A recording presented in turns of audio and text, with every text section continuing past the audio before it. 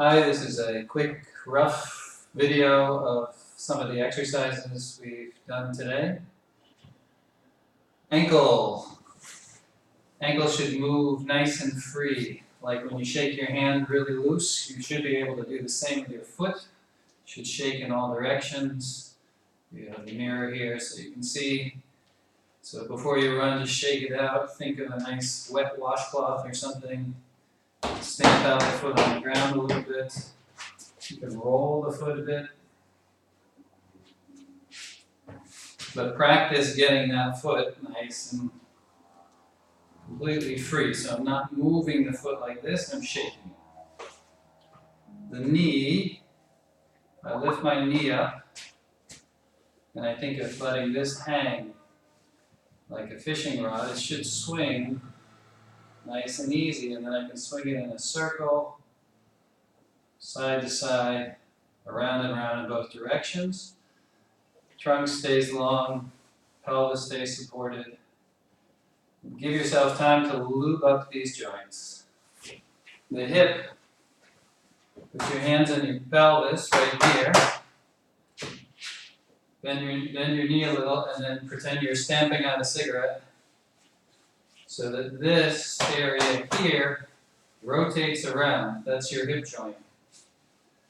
You can think you're Elvis Presley or something. Also get an image of this all releasing. And then shake everything out. Shake the foot, the knee, the hip. Shake it all out. And if you do one leg first, you should feel like this leg is dropped, it's free, it's ready to go. This leg might feel a little bit stiffened up, so do the other leg. And you can do this quite quickly. So you shake out the foot, roll it out, the knee, let it hang, make sure the movement is in the lower leg, not so much in the upper leg. But this is just dangling. And then shake out the hip. Okay, once you've got that, find your pelvis again. I'm going to swing the leg forward and backwards, like so. Stand over here. See a little bit. Notice that my pelvis is stable, so my hands are not moving here when my hands are on my pelvis, but my leg swings like a pendulum. I'm also allowing the knee to go all the way back behind the other knee joint. So a lot of people, when they stabilize the pelvis, they can't get the knee past here. I want you to practice getting your knee all the way back. And you might have to practice activating the abdominals a little bit to stabilize the pelvis. Okay, if you get that going, you can add in the arms. This is a real running motion. Think also of that heel coming up the back.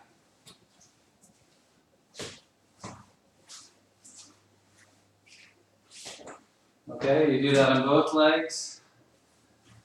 Nice and quick and easy. Shake it out, shake out all the joints.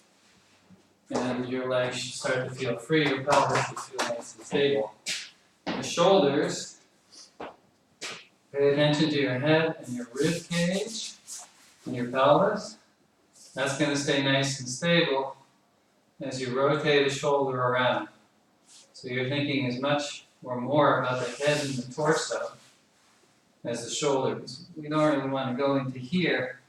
That's just practicing losing the neck. So, and then think of this volume of the shoulder really moving through space all around the rib cage without their head and the rib cage moving too much. So they stay nice and resting, and then this comes around, and then you can, once you get it, you can really explore all the motions with the shoulder without disturbing the head and rib cage. You can take the arm up in the air, and can you do that without jamming the head or jamming the shoulder? Take it up, but let the head stay free and the spine stay long, up, up, up, out, to the side, Shake out the hand and the elbow. And this shoulder, maybe you can see it, this shoulder is slightly dropped compared to this shoulder. Slightly wider and more open here, and the arm hangs a little bit easier. And you repeat with this shoulder both directions.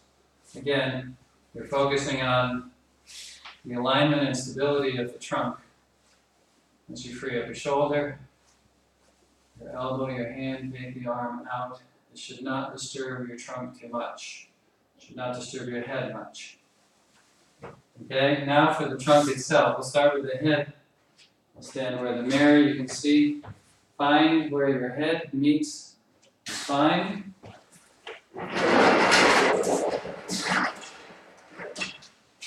Now, here is right here. And nod your head up and down on that joint. Okay, so this is here. You can feel the bone. That's right where the head meets the spine. There's the top of the spine.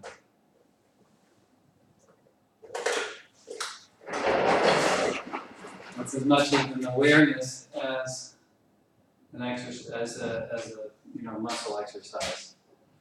So find that top joint. Think of the whole spine,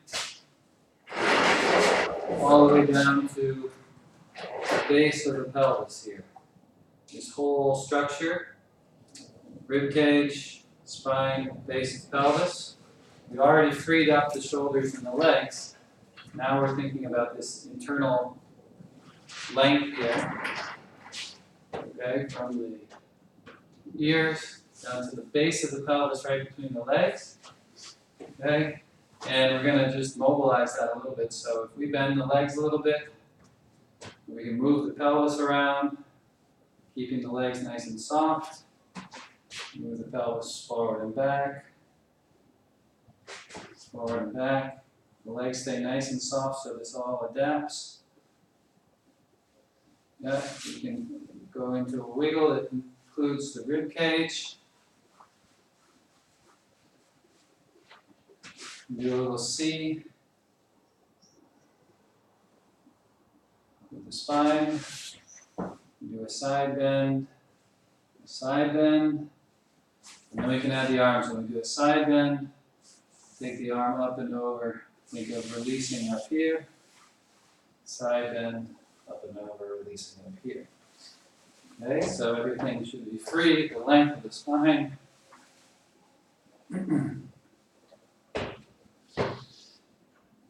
Starting into running, we go into a little bit of a semi-squat here. Semi-squat. When you squat, don't pull the head back, but also don't lose the spine. You want a nice long spine here, and then give yourself a little bit of bouncing. Ankles should be nice and relaxed. So I'm not bouncing on the toes. That's jump rope. This is bouncing down the whole foot. And then I can practice bouncing in place. I'm not bounding like this. I'm bouncing almost like my legs are springs. I'm thinking about the length of the torso. I'm not losing the pelvis if I bounce on one foot, but I am maintaining the slight squat position. And from here, you can lean into running. Lean back, running backwards. Just a little lean forward from the ankles. It's not a lean like this. We're keeping the trunk long, but we're not keeping the trunk long. We're keeping it straight, but we're not keeping it straight. A little lean forward, and off you go. I forgot to talk about the arm motion. Swinging the arm. You can think of a triangle here. That moves like a pendulum. Right? which means the hand on the back swing comes to the rib cage. On the front swing, the elbow comes no further than the rib cage. That's the motion. The arms can come a little across, but not too much.